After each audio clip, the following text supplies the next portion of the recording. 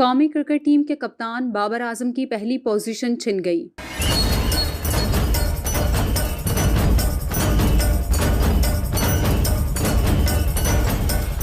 ICC ने टी20 खिलाड़ियों की नई रैंकिंग जारी कर दी। बाबर आजम मुसलसल 1155 दिन तक नंबर 1 रहने के बाद डगमगा गए, मगर इस बुरी खबर में भी एक अच्छी इत्तला मौजूद है। बाबर आजम की तनज़्ज़ुली के बावजूद टी20 बल्लेबाजों की हुक्मरानी पाकिस्तान ही के पास है। जी नाज़रीन, नई दर्जाबंदी के मुताबिक कौमी टीम के विकेटकीपर बल्लेबाज मोहम्मद रिजवान 815 पॉइंट्स के साथ पहले नंबर पर आ गए हैं।